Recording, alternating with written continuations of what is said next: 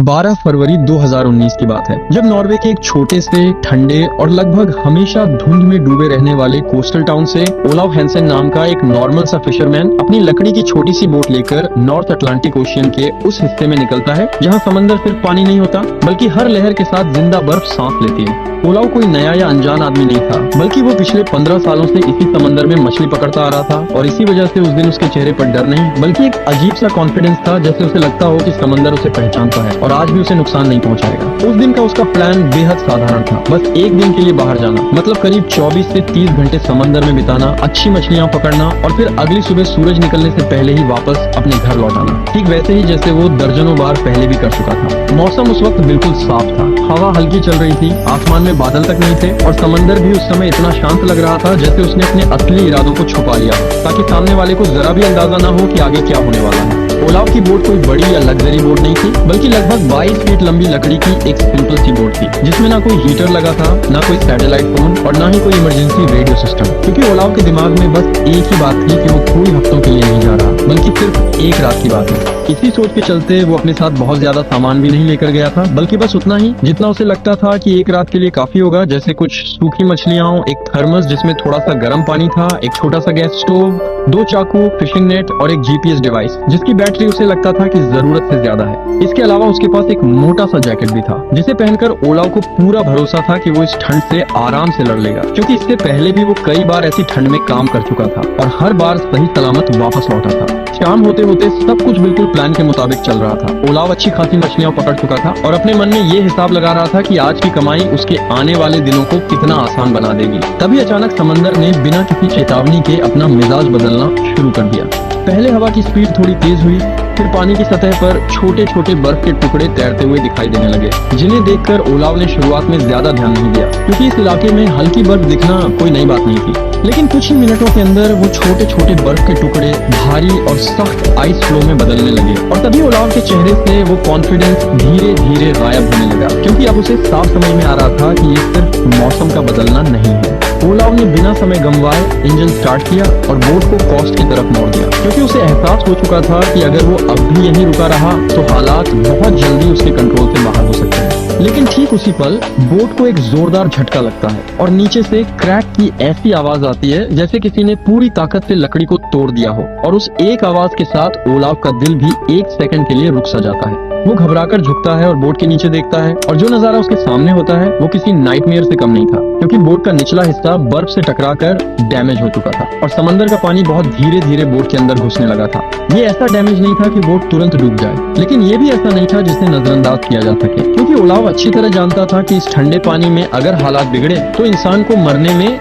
ज्यादा वक्त नहीं लगता। इस पॉइंट ऑफ टाइम पर ओलाव के दिमाग में बस एक ही बात घूम रही थी कि अगर वो जल्दी जमीन तक नहीं पहुंचा तो ये ठंड उसे मार डालेगी, चाहे उसके पास खाना हो या पानी। वो पूरी ताकत से इंजन को पुश करता है। इंजन एक बार आवाज करता है, दूसरी बार जैसे खांसता है और फिर अचानक पूरी तरह बंद हो जाता है, जिससे अब बोट पूरी तरह समंदर की मर्जी पर छोड़ दी जाती है। अब ओलाव उस समंदर में फंस चुका था जहाँ हर गुजरती लहर के साथ बर्फ उसकी तरफ बढ़ रही थी। जीपीएस अभी भी चालू था, बैटरी भी बची हुई थी और जमीन सिर्फ कुछ घंटों की दूरी पर थी, फिर भी वो वहाँ तक पहुँचने में पूरी तरह बेबस हो चुका था। मदद दूर नहीं थी, संसाधन मौजूद थे और बोट अभी भी तैर रही थी, लेकिन ओलाव को उस वक्त जरा भी अंदाजा नहीं था कि वो अगले पूरे 76 दिन इसी बर्फ से भरे समंदर में जिंदा रहने की कोशिश करने वाला है। और सबसे डरावनी बात ये थी कि उसकी सबसे बड़ी लड़ाई भूख या प्यास से नहीं होने वाली थी, बल्कि उस ठंड से होने वाली थी जो इंसान को मारने से पहले उसे धीरे धीरे सुन्न कर देती है, ताकि उसे एहसास ही न हो कि वो कब हार गया। इंजन के बंद होते ही ओलाव हैंसेन को पहली बार ये एहसास हुआ कि अब उसकी बोट किसी इंसान के कंट्रोल में नहीं बल्कि उस समंदर की मर्जी पर चल रही है, जो हर मिनट और ज्यादा ठंडा, ज्यादा खामोश और ज्यादा खतरनाक होता जा रहा था। वो घबराया नहीं, क्योंकि पैनिक करने का मतलब था गलत फैसले लेना, और ओलाव इतने सालों के अनुभव से ये अच्छी तरह जानता था कि ठंडे समंदर में सबसे पहले इंसान का दिमाग हारता है, शरीर उसके बहुत बाद में टूटता है। उसने सबसे पहले बोट के अंदर आ रहे पानी को चेक किया, क्योंकि अगर पानी की रफ्तार बढ़ जाती तो उसकी कहानी वहीं खत्म हो सकती थी। लेकिन फिलहाल पानी धीरे धीरे ही अंदर आ रहा था, जिसका मतलब था कि बोट कुछ समय तक और तैर सकती है। ओलाव ने अपने जैकेट को और कसकर बंद किया, हाथों में दस्ताने डाले और खुद को समझाने की कोशिश करने लगा कि अभी हालात कंट्रोल से बाहर नहीं गए हैं, क्योंकि जीपीएस अभी भी काम कर रहा था, बैटरी बची हुई थी और जमीन अब भी बहुत दूर नहीं लग रही थी। जीपीएस की स्क्रीन पर एक छोटी सी लाइन बार बार ब्लिंक कर रही थी, जो ये बता रही थी कि कोस्ट अब भी कुछ ही घंटों की दूरी पर है। और यही वो एक चीज थी जो ओलाव को उस वक्त पूरी तरह टूटने से रोक रही थी। उसने दिमाग में हिसाब लगाया कि अगर बर्फ का बहाव बहुत तेज नहीं हुआ और अगर बोट का डैमेज इससे ज्यादा नहीं बढ़ा तो शायद वो धीरे धीरे बहते हुए भी किसी न किसी तरह जमीन के पास पहुंच सकता है। लेकिन समस्या ये थी कि वो समंदर अब सिर्फ बह नहीं रहा था बल्कि अपने साथ बर्फ के बड़े बड़े टुकड़े भी खींच रहा था, जो हर गुजरते घंटे के साथ उसकी बोट के और करीब आते जा रहे थे।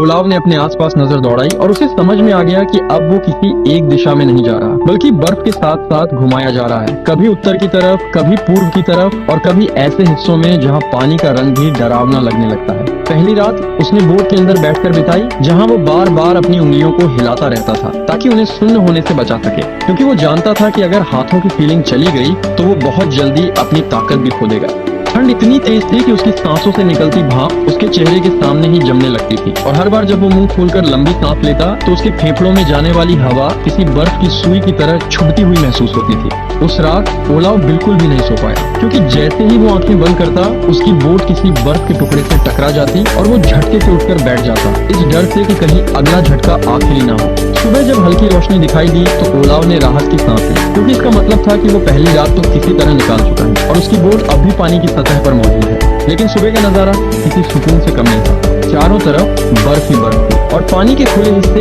इतने कम हो चुके थे कि उसे ये समझने में देर नहीं लगी कि अब उसकी बोट एक खुले समंदर में नहीं बल्कि बर्फ के एक चलते हुए जाल में फंस चुकी है। ओलाव ने उस सुबह पहली बार अपने दिमाग में ये सवाल आने दिया कि अगर हालात ऐसे ही रहे तो वो कितने दिन तक इस ठंड में खुद को जिंदा रख पाएगा, क्योंकि खाना सीमित था, गर्म पानी सीमित था और उसके शरीर की गर्मी हर घंटे कम होती जा रही थी। उसने तय किया कि वो दिन के उजाले में जितना हो सके खुद को एक्टिव रखेगा ताकि शरीर में खून का बहाव चलता रहे, और रात में खुद को जितना हो सके समेट कर बैठेगा ताकि गर्मी बाहर ना निकले। दिन बीतता गया और बर्फ का दबाव बढ़ता गया। हर बार जब बोट किसी आइस फ्लो से टकराती ओलाव का दिल जोर से धड़क उठता, क्योंकि वो जानता था कि लकड़ी की ये बोट स्टील की नहीं है और एक बड़ा झटका सब कुछ खत्म कर सकता है। इसी बीच उसने दूर आसमान में उड़ते हुए कुछ पक्षियों को देखा और उस पल उसके दिल में थोड़ी सी उम्मीद जगी, क्योंकि जहाँ पक्षी होते हैं वहाँ अक्सर जमीन भी कहीं ना कहीं होती है। लेकिन वो उम्मीद उतनी ही जल्दी टूट भी गई, क्योंकि पक्षी उसकी आंखों से ओझल हो गए। दिन ढलने लगा और दूसरी रात करीब आ गई। अब तक ओलाव को ये साफ समझ में आने लगा था कि ये सिर्फ एक मैकेनिकल फेल्योर नहीं है बल्कि ये एक लंबी लड़ाई की शुरुआत है, जिसमें उसका सबसे बड़ा दुश्मन कोई जानवर या भूख नहीं बल्कि वो ठंड है, जो बिना आवाज किए हर मिनट उसे कमजोर बना रही है। और उसी दूसरी रात बर्फ के बीच फंसी अपनी बोट पर बैठे बैठे ओलाव हेंसेन को पहली बार ये एहसास हुआ कि शायद वो उस सफर पर निकल चुका है, जहाँ से लौटना उसकी हिम्मत और किस्मत दोनों पर निर्भर करेगा। तीसरे दिन की सुबह जब ओलाव हेंसेन ने अपनी आंखें खोली तो उसे सबसे पहले जिस चीज का एहसास हुआ वो ये था कि अब ठंड सिर्फ उसके शरीर के बाहर नहीं थी बल्कि धीरे धीरे उसके शरीर के अंदर उतरने लगी थी। और ये वही ठंड होती है जो इंसान को दर्द से नहीं बल्कि सुन्न करके मारती है। उसने अपनी उंगलियां हिलाने की कोशिश की, लेकिन हर मूवमेंट के साथ ऐसा लग रहा था जैसे वो किसी और के हाथ हो, क्योंकि उनमें अब वो ताकत नहीं बची थी जो पहले दिन थी। और यही वो पल था जब ओलाव को पहली बार डर लगा कि अगर हालात ऐसे ही रहे तो उसका शरीर उससे पहले हार मान लेगा, जितनी जल्दी वो सोच भी नहीं पा रहा है, भी नहीं पा। वो जानता था कि इस तरह की ठंड में सबसे खतरनाक चीज नींद होती है, क्योंकि जैसे ही इंसान गहरी नींद में जाता है शरीर की गर्मी और तेजी से गिरने लगती है और कई बार इंसान को पता भी नहीं चलता कि वो कब वापस उठने की हालत में नहीं रहेगा। इसीलिए ओलाव ने खुद को जबरदस्ती जगाए रखने का फैसला किया और वो बोट के अंदर बैठे बैठे बार बार अपने पैरों को जमीन पर मारता, हाथों को रगड़ता और खुद से जोर जोर से बातें करने लगा ताकि उसका दिमाग पूरी तरह एक्टिव रहे। उसने थर्मस से थोड़ा सा गर्म पानी निकाला और बहुत धीरे धीरे उसे पिया, क्योंकि वो जानता था कि ये गर्म पानी सिर्फ प्यास नहीं बुझा रहा बल्कि उसके शरीर को कुछ समय के लिए जिंदा रहने का बहाना दे रहा है, और अगर उसने इसे जल्दी खत्म कर दिया तो आगे के दिन और भी मुश्किल हो सकते हैं। दिन चढ़ता गया लेकिन सूरज की रोशनी में भी कोई गर्माहट नहीं थी, क्योंकि आसपास फैली बर्फ सूरज की किरणों को वापस आसमान की तरफ फेंक रही थी और समंदर का ये हिस्सा अब किसी फ्रीजर की तरह महसूस हो रहा था, जहाँ समय भी ठंडा पड़ चुका था। ओलाव ने उस दिन पहली बार अपने दिमाग में दिन गिनने की कोशिश की, क्योंकि जब इंसान को पता होता है कि वो कितने समय से किसी मुसीबत में फंसा है तो उसका दिमाग किसी न किसी तरह एक स्ट्रक्चर पकड़ लेता है और वही स्ट्रक्चर उसे पूरी तरह टूटने से रोकता है। उसने अपने आप से कहा कि आज तीसरा दिन है और अगर वो तीसरा दिन निकाल सकता है तो शायद चौथा दिन भी निकाल पाएगा। लेकिन उसी के साथ उसके दिमाग में ये ख्याल भी आने लगा कि अगर ये बर्फ उसे इसी तरह बहाती रही तो वो कहाँ जा रहा है और क्या वो कभी किसी इंसान को फिर से देख पाएगा। बर्फ के बीच बहती उसकी बोट अब कई बार इस तरह घूम जाती थी कि उसे दिशा का अंदाजा लगाना भी मुश्किल हो गया था और जीपीएस की स्क्रीन पर दिखने वाले सिग्नल अब उसे कोई तसल्ली नहीं दे पा रहे थे, क्योंकि दूरी कम होने की बजाय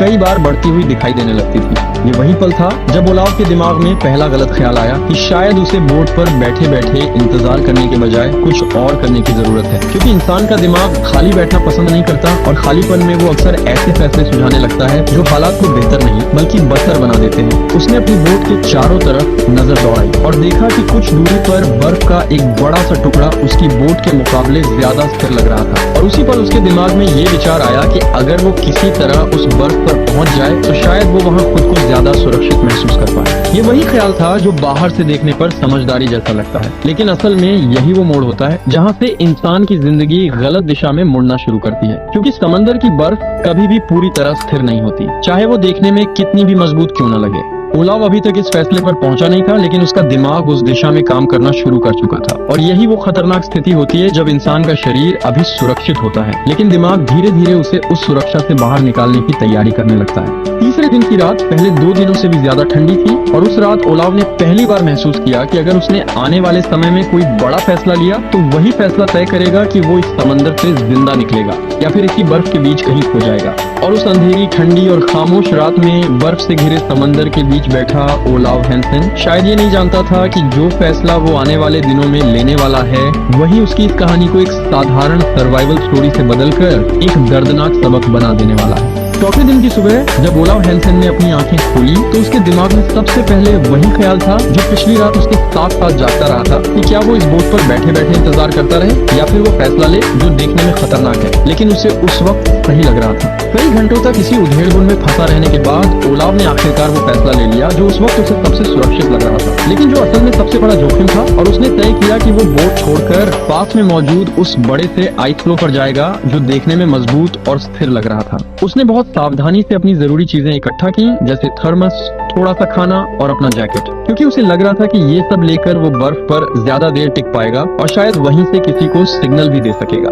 जब उसने बोट से पहला कदम बाहर रखा तो उसके पैरों के नीचे की बर्फ से एक हल्की सी चरमराहट की आवाज आई जिसने उसके दिल की धड़कन को और तेज कर दिया, लेकिन उस पल वो पीछे हटने को तैयार नहीं था, क्योंकि एक बार दिमाग किसी फैसले को सही मान ले तो इंसान पीछे मुड़कर देखने से डरने लगता है। धीरे धीरे बहुत संभल कर वो अपनी बोट से उतरकर उस आइस फ्लो पर खड़ा हो गया और कुछ सेकंड के लिए उसे सच में ऐसा लगा कि शायद ये फैसला सही था, क्योंकि बर्फ का वो टुकड़ा हिल नहीं रहा था और उसके नीचे से पानी की आवाज भी कम महसूस हो रही थी, लेकिन ये सुकून बहुत छोटा था। कुछ ही मिनटों के अंदर उसे एहसास होने लगा कि जिस बर्फ को वो स्थिर समझ रहा था वो असल में एक बहुत बड़े बर्फीले बहाव का हिस्सा है जो धीरे धीरे घूम रहा है और उसकी बोट अब उससे थोड़ा थोड़ा दूर खिसकने लगी है। ओलाव ने घबराकर बोट की तरफ देखा और पहली बार उसे ये डर लगा कि अगर वो बोट उससे ज्यादा दूर चली गई तो वो वापस उस पर चढ़ भी नहीं पाएगा, क्योंकि ठंड में शरीर जितना सुन्न होता जाता है उतनी ही ताकत इंसान के हाथ पैरों से निकलती जाती है। उसने जल्दी जल्दी बर्फ पर चलते हुए बोट के पास जाने की कोशिश की, लेकिन हर कदम के साथ बर्फ के नीचे से आने वाली आवाजें उसे ये याद दिला रही थीं कि वो किसी ठोस जमीन पर नहीं बल्कि तैरती हुई मौत पर चल रहा है। इसी बीच अचानक बर्फ का एक हिस्सा उसके पैरों के नीचे से खिसकता है और वो अपना संतुलन खो बैठता है और उस एक पल में उसे ये साफ समझ में आ जाता है कि अगर वो पानी में गिरा तो इस ठंडे समंदर में उसका शरीर कुछ ही मिनटों में जवाब दे देगा। इसी तरह खुद को संभालते हुए ओलाव वापस उसी आइस फ्लो के बीच में बैठ जाता है और वहीं बैठा बैठा वो अपनी बोट को धीरे धीरे दूर जाता हुआ देखता है, क्योंकि बर्फ और पानी के बहाव ने अब दोनों को अलग अलग दिशाओं में धकेलना शुरू कर दिया था। अब हालात पूरी तरह बदल चुके थे। जहाँ कुछ घंटों पहले तक उसके पास एक तैरती हुई बोट थी जो उसे बचाए रख सकती थी, अब उसके पास सिर्फ एक बर्फ का टुकड़ा था जो ना तो उसे कहीं ले जा सकता था और ना ही उसे लंबे समय तक संभाल सकता था। उसी पल ओलाव हैंसेन को पहली बार पूरी तरह एहसास हुआ कि उसने जो फैसला लिया है वो उसे खतरे से बाहर नहीं बल्कि खतरे के बिल्कुल बीच में ले आया है, और इस एहसास के साथ ही उसके अंदर एक ऐसी घबराहट पैदा हुई जिसे ठंड से भी ज्यादा खतरनाक माना जाता है, क्योंकि अब उसकी लड़ाई सिर्फ मौसम से नहीं थी बल्कि अपने ही उस फैसले से थी जिसे बदलने का उसके पास अब कोई तरीका नहीं बचा था। उस बर्फ के टुकड़े पर बैठे बैठे ओलाव हैंसेन को अब ये साफ समझ में आ चुका था कि उसकी लड़ाई समंदर से नहीं, ठंड से नहीं, बल्कि उस एक फैसले से थी जो उसने डर और जल्दबाजी में लिया था, क्योंकि अगर वो अपनी बोट पर ही रुका रहता तो शायद हालात इतने बेकाबू कभी होते ही नहीं। घंटे बीतते गए और बर्फ का वो टुकड़ा जिस पर वो बैठा था धीरे धीरे और छोटा महसूस होने लगा, क्योंकि हर गुजरते पल के साथ उसकी टांगों टांगों और हाथों की ताकत कम होती जा रही थी और शरीर की गर्मी इतनी गिर चुकी थी कि अब उसे खुद के हाथ पैरों का वजन भी महसूस नहीं हो रहा था। ओलाव ने अपने दिमाग को बिजी रखने के लिए जोर जोर से खुद से बातें करना शुरू कर दिया, कभी अपने बचपन के बारे में, कभी अपने घर के बारे में और कभी उन दिनों के बारे में जब वो इसी समंदर में बिना किसी डर के मछली पकड़ा करता था, क्योंकि उसे पता था कि जैसे ही उसका दिमाग शांत हुआ, ठंड बहुत तेजी से उसे अपने काबू में ले लेगी। लेकिन शरीर अब दिमाग की बात मानने को तैयार नहीं था और कुछ ही देर में उसके दांत अपने आप बजने लगे, सांसें भारी हो गईं और आंखों के सामने सब कुछ धुंधला सा दिखाई देने लगा, जो इस बात का साफ संकेत था कि हाइपोथर्मिया अब पूरी तरह उस पर हावी हो चुका है। उसी हालत में उसने दूर कहीं पानी के ऊपर एक परछाई सी हिलती हुई देखी और पहली बार उसे लगा कि शायद कोई जहाज या कोई बोट उसके आसपास से गुजर रही है। लेकिन जैसे जैसे उसकी आंखें और कमजोर होती गईं, तो परछाई भी धीरे धीरे उसकी नजरों से गायब होती चली गई। उस पल ओलाव को पहली बार ये ख्याल आया कि शायद उसने अपनी जिंदगी का आखिरी सूरज देख लिया है और अगर वो अब यहीं बैठा रहा तो अगली सुबह उसके लिए कभी आएगी ही नहीं, क्योंकि इस ठंड में इंसान ज्यादा देर तक लड़ नहीं सकता। उसने आखिरी कोशिश के तौर पर अपने शरीर को हिलाने की कोशिश की, पैरों को बर्फ पर रगड़ा, हाथों को छाती से चिपकाया और खुद को बार बार याद दिलाता रहा कि उसे बस थोड़ी देर और जिंदा रहना है, क्योंकि कभी कभी बचाव आखिरी पल में ही आता है। और शायद किस्मत को भी यही मंजूर था। कुछ ही समय बाद उस धुंध और बर्फ के बीच से एक दूर की आवाज उसके कानों तक पहुंची, जो किसी इंसानी आवाज जैसी लग रही थी और उस आवाज के साथ ही उसने हलचल महसूस की, जैसे आसपास का पानी अचानक बदल गया हो। असल में उस इलाके से एक फिशिंग शिप गुजर रही थी और उसके डेक पर खड़े एक क्रू मेंबर की नजर उस बर्फ के टुकड़े पर बैठे ओलाव पर पड़ गई थी, जो अपनी आखिरी ताकत के सहारे हाथ हिलाने की कोशिश कर रहा था। शिप के क्रू को खुद यकीन नहीं हुआ कि इस तरह की ठंड और बर्फ के बीच कोई इंसान जिंदा हो सकता है, लेकिन फिर भी उन्होंने तुरंत शिप की स्पीड कम की और बहुत सावधानी से ओलाव तक पहुंचने की कोशिश की, क्योंकि एक छोटी सी गलती सब कुछ बिगाड़ सकती थी। जब आखिरकार वो उसे शिप पर खींच पाए, तब ओलाव लगभग बेहोश हो चुका था। उसका शरीर पत्थर की तरह ठंडा हो गया था और सांसें इतनी हल्की थी कि कुछ पलों के लिए क्रू को भी लगा कि शायद वो बहुत देर से पहुंच पाएंगे। उसे तुरंत शिप के अंदर ले जाया गया, गर्म कपड़ों में लपेटा गया और धीरे धीरे उसके शरीर को गर्म किया गया, क्योंकि इस हालत में अचानक ज्यादा गर्मी देना भी जानलेवा हो सकता था। होश में आने के बाद ओलाव ने सबसे पहले जो शब्द बोले वो किसी बहादुरी की कहानी नहीं थी, बल्कि बस एक सादा सा सच था कि अगर वो उस बोट पर ही रुका रहता, अगर उसने इंतजार किया होता, तो शायद उसे ये सब सहना ही नहीं पड़ता। बाद में जब उसकी पूरी कहानी सामने आई तो ये पता चला कि वो करीब 76 दिनों तक बर्फ के साथ बहता रहा था और उन 76 दिनों में उसका सबसे बड़ा दुश्मन ना भूख थी ना प्यास, बल्कि वो एक फैसला था जो उसने गलत वक्त पर लिया था। और यही इस कहानी का सबसे बड़ा सबक है। कभी कभी जिंदगी में हमारे पास सब कुछ होता है, मदद पास होती है, संसाधन मौजूद होते हैं, लेकिन डर और जल्दबाजी हमें ऐसे फैसले लेने पर मजबूर कर देती है जो हालात को बेहतर नहीं बल्कि और भी बदतर बना देते हैं। क्योंकि सर्वाइवल हमेशा ताकत का खेल नहीं होता, कई बार ये सिर्फ सही जगह पर रुक जाने का नाम होता है।